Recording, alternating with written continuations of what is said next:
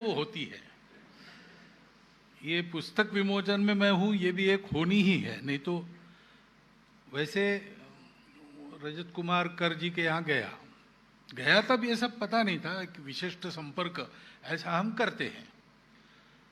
तो वहाँ पर उनके प्रवचन वगैरह टीवी पर होते हैं, वो कार्यक्रम चलाते, शिक्षा विभाग में रहे, उच्च पदस्थ रहे, लेकिन तब भी और रिटायर होने के बाद भी भक्ति का प्रचार करते हैं, तो उनका नाम है। तो उनको मिलने के लिए गए थे। सहज ही में उन्होंने ही कह दिया कि ऐसी एक पुस्तक है, उसका गुजराती अनुवाद हो चुका है, उसका प्रकाशन होना है, आपके हाथ से होना है। तो मैंने कहा ठीक है, अप्रैल में देखेंगे। साल भर के कार्यक्रम बन गए हैं। बाद में वहाँ बताया मैंने क्षेत्र कार्यवाह जी को कि भाई ऐसा मैंने बताया है, तो जब बनेगा तब जरा ध्यान रखना चिंतन भाई से, क्योंकि वो गुजरात के प्रांत प्रचारक हैं, उनसे भी तो वो कुछ सूत्र ऐसे बने कि आज मैं आपके सामने उपस्थित हूँ। बाकी साहित्य क्षेत्र में आपके सामने मैं भाषण करूं, ऐसी मेरी योग्यता है, ऐसी मेरी गलतफहमी बिल्कुल नहीं है। परंतु कुछ काम करने पड़ते हैं, किसी किसी स्थान पर बिठाया जाता है तो करना ही पड़ता है। वैसे ही आज ये काम मैं कर रहा हूं। ये योग ऐसे बन के आया है, ऐसे जीवन में कई अनुभव आते हैं, सबके जीवन में रहते हैं, उसका कोई तार्किक स्पष्टीकरण नहीं होता। तो हमारे समाज में, यानी भारत की परंपरा में, ऐसी सब बातों को हम भगवान के खाते में डालते हैं।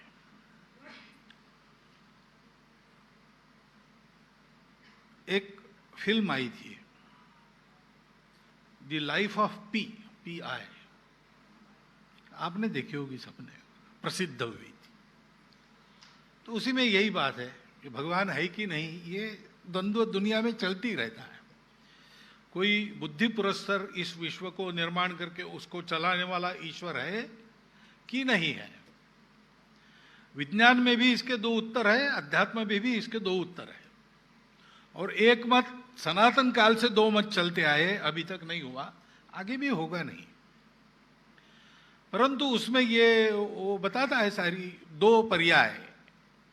मैं वर्णन नहीं करता क्योंकि आपको सबको कहानी पता है। जो कुछ हुआ है उसके दो इंटरप्रिटेशन है उसके पास। एक बड़ा काल्पनिक है, फिक्शियस है, और दूसरा बिल्कुल मुंडेन है कि ऐसे ऐसे हुआ होगा। तो आखिर वो उसकी कहानी लिखने के लिए एक लेखक उसके पास जाता है और ये सारा पूछता है। तो वो पूछता है कि दो में से कौन सा सही है। तो कहता है कि देखो, इस कहानी का कोई साक्षीदार नहीं है, देखा किसी ने नहीं है, मैं उसमें था, मैं आपको बता रहा हूं। आपके सामने दो वर्षन है, एक मैं बता रहा हूं वो है, एक जो आप बिल्कुल तार्किक कल्पना करते वो है। तो आपको कौन सी कहानी ज्यादा अच्छी लगती है, आप कौन सी स्वीकार करेंगे? तो फिर वो कहता है कि वो जो आप बता रहे, जो फिक्शियस लगता है, वही स्वीकार करना अच्छा भी लगता है और सेफ भी है। लेकिन ये तर्क के स्तर पर सिद्धि असिद्धि आदि, यानी सिद्ध करना या असिद्ध करना, ऐसे एक मानवीय प्रयास के स्तर पर दो बातें हैं। लेकिन ये दुविधा जहां समाप्त हो जाती है वो भाव है। ज्ञानेश्वर महाराज हो गए महाराष्ट्र में, तो उनको जब प्रतीति हुई होगी, आत्म साक्षात्कार हुआ होगा, वो पूर्ण बन गए होंगे, उस स्थिति का वर्णन करने वाली उनकी एक कविता है। उसमें वो कहते हैं कि तुझा तूची देव, तुझा तूची भाव, तुझे तुझ भान कळो आले, अरे ज्ञाना झाला तू पावन। हे ज्ञानराज, तुम पवित्र हो गए क्योंकि तुमको ये ध्यान में आ गया कि तुम्हारा जो भाव है वही देव है। तो ये भावरूप जो बात है वो बुद्धि के परे है, वो अनुभूति के क्षेत्र में है। और अनुभूति पर विवाद हो सकते हैं, उसमें तर्क किए जाते हैं, विश्वास रखा जाता है, नहीं रखा जाता है।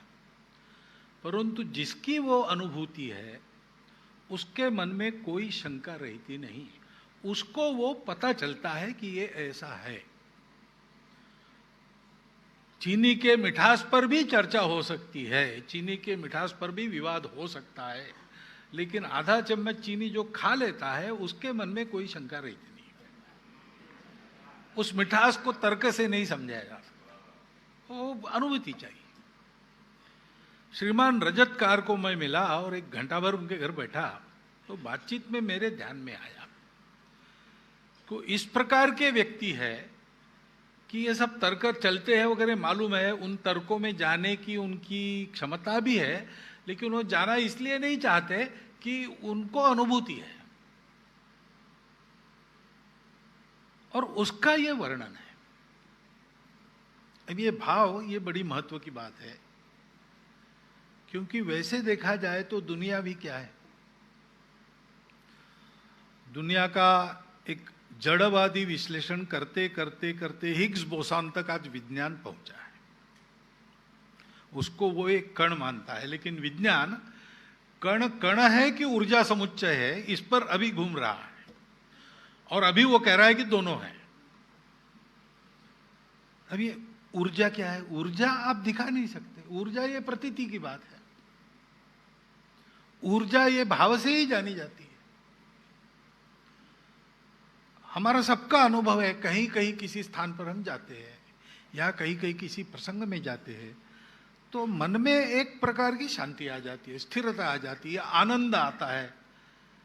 अब वो उसका कोई कारण बता नहीं सकते और वो क्या हो रहा है ये भी नहीं बता सकते, लेकिन वो है क्योंकि वो मेरे लिए प्रत्यक्ष है। ये अनुभूति का क्षेत्र है।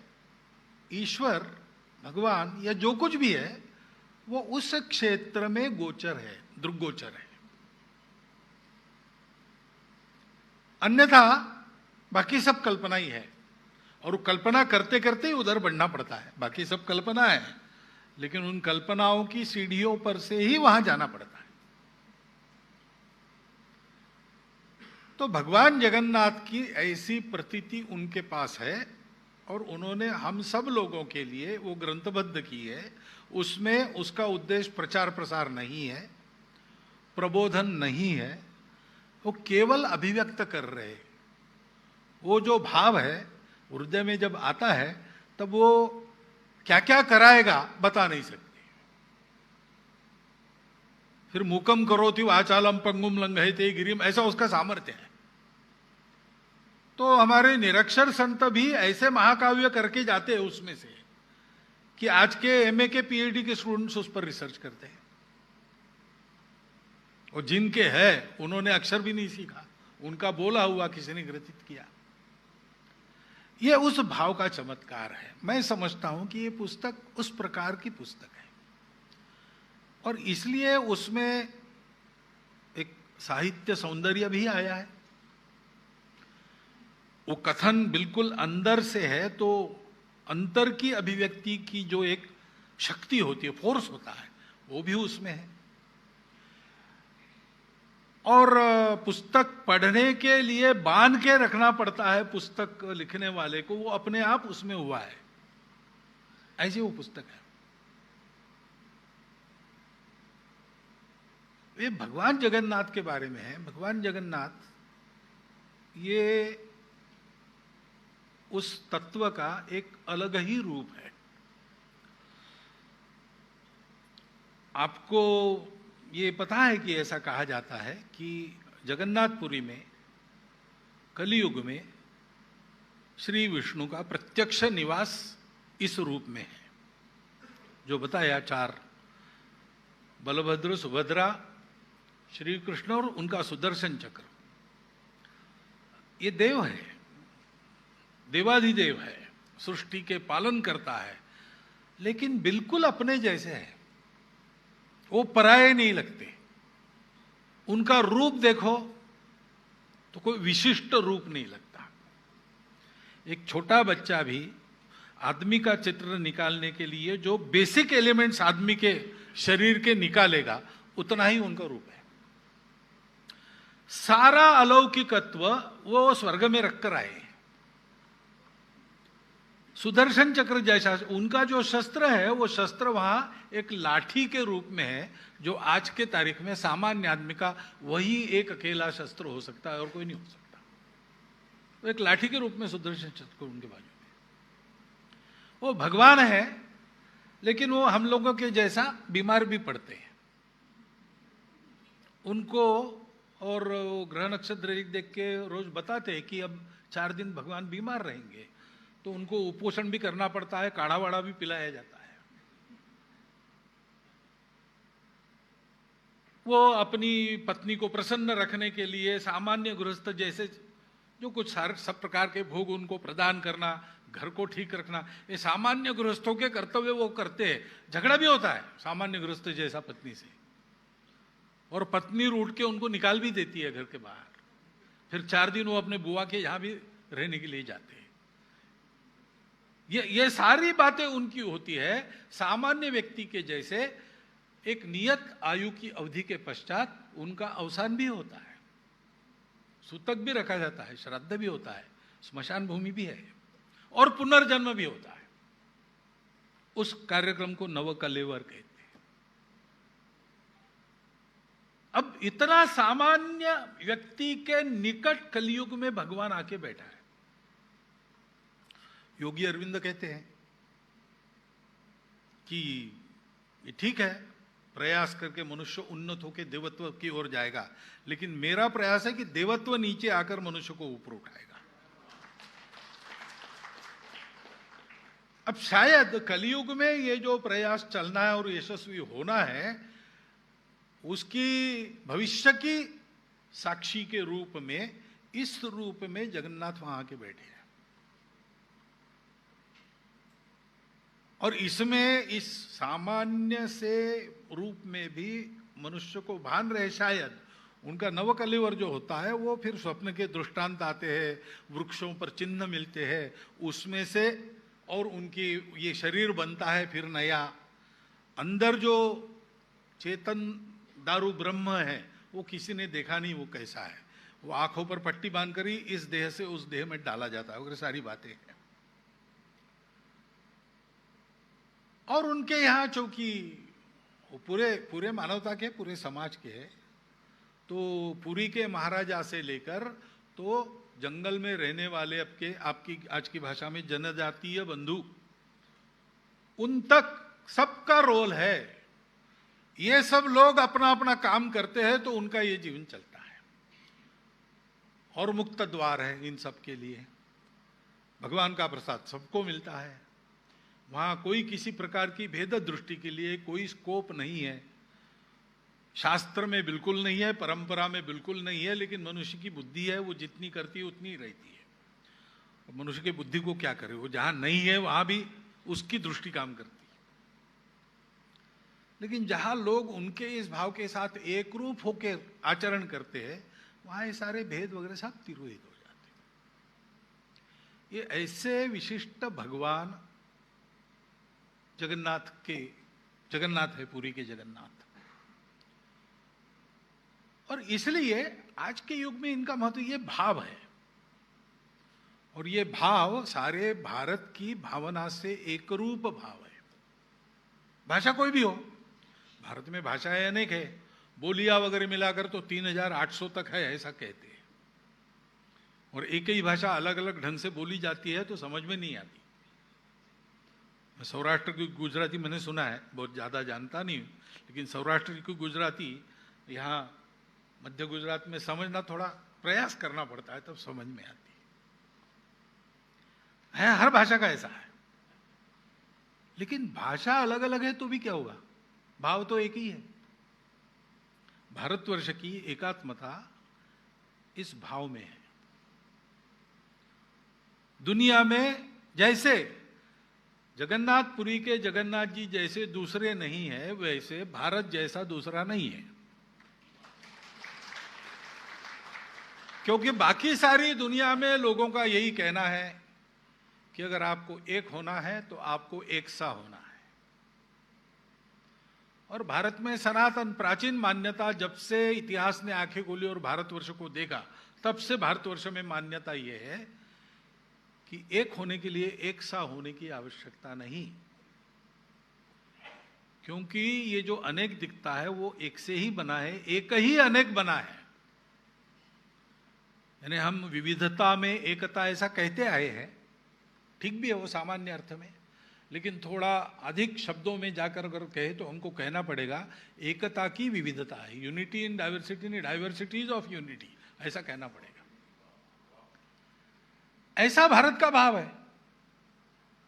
तो भारत एक देश है, भारत एक राष्ट्र है, ये जब हम कहते हैं, अब भाषांतर भी करते विदेशी वहां जाओ, वी आर वन नेशन, लेकिन ये गलत हो जाता है, क्योंकि उसके पीछे वो अलग भाव है। वो नेशन है, उसका कोई कृत्रिम मानव निर्मित आधार है। नेशन बना क्यों? सुरक्षितता के लिए, मिलकर उद्यम करेंगे जल्दी विकास होगा इसलिए, यानी अपने स्वार्थ के लिए। बड़ा स्वार्थ है, समूह का स्वार्थ है, परंतु है स्वार्थ। दुष्ट दुनिया हमको खा न जाए इसलिए हम मिलकर रहते हैं। इस दुनिया में हमको एक के बाद एक कमाना है, खाना है, आगे बढ़ना है, मरना नहीं है, इसलिए समूह है। और उस समूह को इकट्ठा लाने के लिए कोई ना कोई आधार ढूंढा गया, बनाया गया। कहीं भाषा है, कहीं पंथ संप्रदाय है, कहीं सत्ता है, कहीं पर एक आर्थिक दृष्टि है। और किसी भी समूह में सबका एक मत हो ही नहीं सकता। तो समूह इकट्ठा करेंगे और आधार भी देंगे तो भी सब लोग उसको स्वीकार नहीं करेंगे। तो स्वीकार कराने के लिए दंड शक्ति चाहिए, तो उसके लिए एक सत्ता का निर्माण किया गया। वो सत्ता है तब तक वो राष्ट्र है, नेशन स्टेट। हमारे यहां ऐसा हो ही नहीं, क्योंकि हमने पहले इस भाव में संचरण किया। हुआ ऐसे ही है, सारी दुनिया भौतिक सुख के शिखर पर पहुंची, लेकिन समाधान नहीं मिला। शरीर मन बुद्धि तीनों के सुख हाथ जोड़कर सेवा के लिए तत्पर है, लेकिन रिक्तता का अनुभव होता है, उदासी का अनुभव होता है, समाधान नहीं मिलता। क्या करें? तो दो प्रवृत्ति के मनुष्य थे। एक थे कि हम भी जिएंगे, सबको जीने देंगे। दूसरे थे कि जो हमारी मानेंगे उनको हम जीने देंगे, बाकी लोगों को जीना नहीं जीना हम तय करेंगे। तो जो हमारी मानेंगे उनकी हम रक्षा करेंगे, वो राक्षस है। और जो उदात्त भावनाओं के पीछे थोड़ा नरम रह जाते, सबको लेने की चेष्टा करते, वो देव है। राक्षसों के राजा विरोचन, देवों के राजा इंद्र। वो गए अपने अपने गुरु के पास, राक्षस शुक्राचार्य के पास गए, देव बृहस्पति के पास, कि सब है लेकिन बहुत खालीपन महसूस होता है, बहुत उदासी, असमाधान है, और चाहिए, लेकिन अब कुछ नहीं है जो हम प्राप्त करें, सब प्राप्त कर चुके हैं, अभाव किसी बात का नहीं है।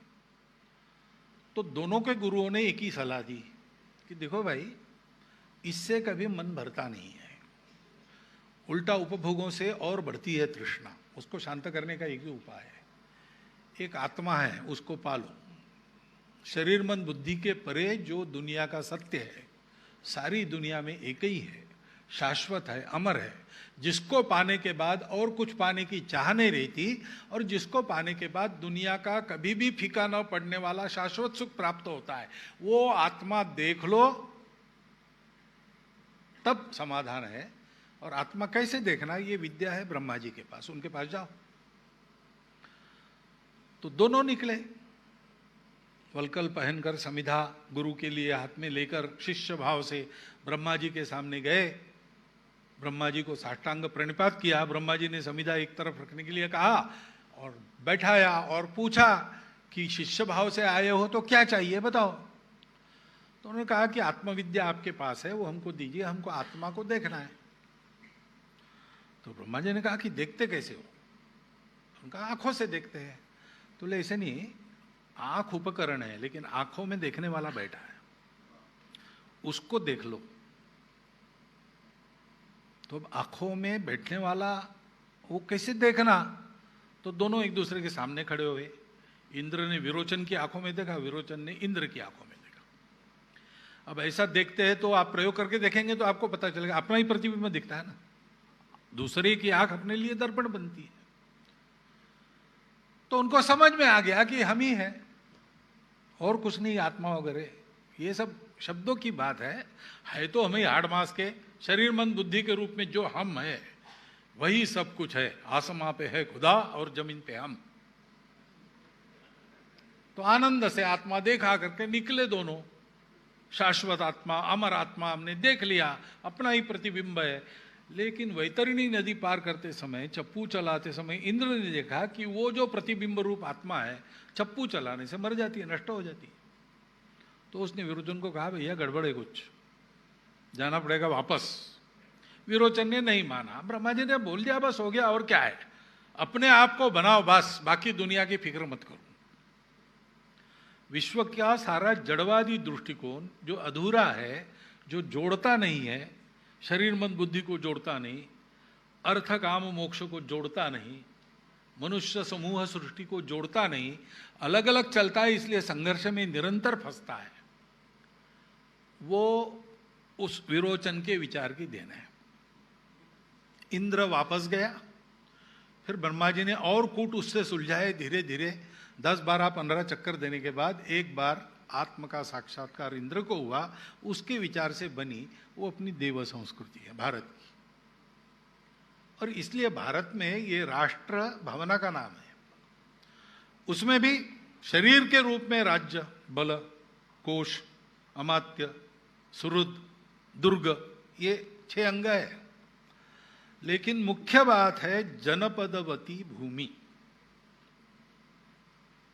जनपद यानी समाज, समाज यानी मनुष्यों का समूह नहीं, समाज यानी जिनके सामने एक ध्येय है। वो हमारे समाज के सामने उस समय ये जब भाव ग्रहण किया हमारे ऋषियों ने, तो उनको ध्यान में आया कि सब कुछ मैं ही हूं, मेरा ही विस्तार है, या उस अपार विस्तार का अनादि अनंत अछेद्य अभेद्य जो कुछ है, मैं उसका ही एक अंश हूं। तो इसका मतलब है सब कुछ मेरा अपना है, सब कुछ मेरे से संबद्ध, उसका सुख मेरा सुख, उसका दुख मेरा दुख, ऐसा ही सब है। और वो ये रियलाइज करने से शांति होती है। तब उन्होंने सोचा कि इसका मतलब पूरा विश्व अपना ही है, जड़ चेतन चराचर। तो उन सबको ये ज्ञान होना चाहिए, क्योंकि एक इस ज्ञान के होने के कारण हमारा जीवन सुखी हो गया, शाश्वत रूप से सुखी हो गया। तो सब अपने हैं, तो उनको ये शाश्वत सुख मिलना चाहिए। ऐसा सारी दुनिया को सिखाना, एतद्देश प्रसूतस्य सकाशाद अग्र जन्मनाथ स्वम स्वम चरित्रम शिक्षेरन पृथिव्याम सर्वमानवा। बड़े भाई के नाते हमारे पास आए, क्योंकि प्राचीन है दुनिया में सबसे, विश्व से लोग आए और हमसे सीखे जीवन कैसा जीना। ये सारी दुनिया को सिखाना, शरीर मन बुद्धि को जोड़ने वाला आत्मा, अर्थ काम मोक्ष को जोड़ने वाला धर्म, मनुष्य समूह और सृष्टि को जोड़ने वाली परमेष्टि की सत्यता, ये सारी दुनिया को देने का कर्तव्य, उसके लिए एक राष्ट्र चाहिए। इसलिए बहुत परिश्रम पूर्वक इस प्राकृतिक सीमाओं के अंदर उस समय के सुरक्षित भारत में जो जन समुदाय बसता था, उसका एक ध्येय दिया उन्होंने, ऐसा सारी दुनिया को सिखाना है। ये तद्देश प्रसूतस्य, ये ईश्वरीय कर्तव्य है। इसलिए हम जो जन्म बिभ्रति बहुधा विवाचसम नाना धर्माणम पृथ्वीम यथौकसम, ऐसे थे, हम एक समाज बन गए। और वो समाज जनपद कब बनता है, जब वो अपने निवास की भूमि से अपना संबंध जोड़ लेता है। वो भूमि, उसके हम स्वामी नहीं हैं, उस भूमि के हम बाशिंदे नहीं हैं, हम उस भूमि के पुत्र है। माता भूमि ही पुत्रो हम पृथिव्याम। मुझे कभी कभी लगता है माता भूमि तो पूरी पृथ्वी के लिए कहा है हमने, लेकिन पुत्रो हम पृथिव्याम जब कहते तब एक तरफ भूमि कहा, दूसरे बार पृथ्वी क्यों कहा? दो शब्द। तो ये भूमि वो है जिसके हम पुत्र है, वो भूमि राजा पृथु ने जिसको रहने योग्य, कृषि योग्य बनाया, वो है पृथ्वी। इस भारतवर्ष में हमने इसको हमारी माता माना, हम इसके पुत्र है ये कहा, और इसको लिमिटेड नहीं लगा केवल यही भूमि हमारी माता, ऐसा नहीं। भूमि तो माता है, भूमि माता सबके लिए है। मेरी कुछ आइडेंटिटी बतानी पड़ती है ना, अपना नाम तो बताना पड़ता है, क्योंकि भौतिक जीवन में से जाना है तो अलग अलग शरीर दिया है, तो अलग अलग नाम भी है हम सब ब्रह्म। परंतु उस ब्रह्म भाव को प्राप्त होने के पहले भौतिक दुनिया में से जाना है, तो वहां के कानून के अनुसार चलना पड़ेगा, तो अलग नाम है। तो हम इस पृथ्वी के पुत्र हैं। ऐसा हम जनपद बने, ऐसा जनपद जिस भूमि को अपना मानता है, उस भूमि सहित जनपद, ये राष्ट्र का वास्तविक स्वरूप। यानी क्या है? ये सब भाव है। इस भूमि को हमने माता माना, ये भाव है हमारा। इस भूमि के हम पुत्र है, ये भाव है हमारा। हम गौ माता कहते तो लोग हैं, तर्क करने वाले लोग हैं, हाँ गाय आपकी माता है तो बैल आपका कौन हुआ, ऐसा पूछते हैं। अब इसका कोई उत्तर नहीं, कुतर्क है यार भाई, ये भाव की बात हम कर रहे हैं।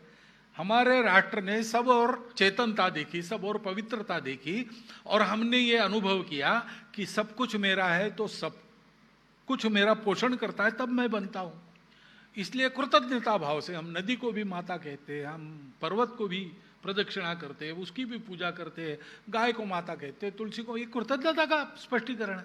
क्या है वो कृतज्ञता? भाव है। हमारा राष्ट्र इस भाव के आधार पर खड़ा है, और ये भाव सत्य है। हम कहते हैं ये भाव ही सत्य है, बाकी सब मिथ्या है। मिथ्या यानी गलत नहीं, झूठ नहीं। हमारी उस भाव को ग्रहण करने की क्षमता पूरी बनते तक जिस अनुभव में से हमको जाना पड़ता है, जो सब स्तरों पर समान नहीं होता और टिकता भी नहीं, वो मिथ्या है। छोटे बच्चे के लिए हमारी सभा के सारे शिष्टाचार मिथ्या है। अभी एक छोटा बच्चा आया आपके पास, आया शायद आपका है ना, अब इतनी बड़ी सभा में वो आया, आपसे बात करके चला गया, उसको क्या लेना देना है सभा के क्या शिष्टाचार है? अगर हम उसको कहेंगे अरे छोटा बच्चा है, समझता नहीं है ना, उसकी जो दुनिया है उसके अनुसार वो ठीक है, आप उसकी टीका टिप्पणी नहीं कर सकते। आप अपनी दुनिया में हो, आपके लिए ये ठीक है। आप उसके जैसा करोगे तो आप दोष के पात्र हैं, और वो आपके जैसा करने जाएगा तो ये है छोटा लेकिन अपने को बड़ा बना के काम करता है, क्या मानता है अपने आप को, ऐसा कहेंगे लोग। तो ये बातें मिथ्या है यानी रिलेटिवली ट्रू है। उसके बाद सदा सर्वदा जो रहता है, पहले भी था, आज भी है, कल भी रहेगा, वो क्या है? वो भाव है, बोधरूप परमेश्वर है, बोधरूप ब्रह्म है। उस बोध में सदैव जीना, भौतिक दुनिया के बंधनों में होने के बाद भी उसमें जीना, ये एक परिश्रम की बात है जो मनुष्य जीवन के लिए हमने परम लक्ष्य माना है। एक व्यक्ति के नाते इसकी साधना एकांत में करना, और एक राष्ट्र के नाते एक परोपकारी जीवन का आदर्श दुनिया के सामने उपस्थित करना, व्यक्ति के नाते, परिवार के नाते, जनपद के नाते, ग्राम के नाते, समूह के नाते, राष्ट्र के नाते, सबका उपकार करने वाला राष्ट्र। भारत बड़ा हुआ तो लड़ाई नहीं हुई। महाशक्ति दुनिया में है, मालूम है कौन कौन है, सब बड़े बने और लड़ाइयां शुरू की, आज भी लड़ रहे हैं ना। भारत अब बड़ा बना है, तो भारत ने बड़े बनने के बाद एक के बाद एक क्या काम किए? लड़ाई की? लड़ाई नहीं की। मालदीव में पानी कम हो गया, पानी पहुंचाया। दूसरी लड़ाइयों में फंसे लोगों को निकाल के लाया, 2 बार 3 बार लगातार। श्रीलंका में संकट है तो हम वहां चावल भेज रहे हैं। ये क्या है? ये केवल नीति नहीं, ये हमारे राष्ट्रीय भाव का एक स्वाभाविक प्रगटीकरण है।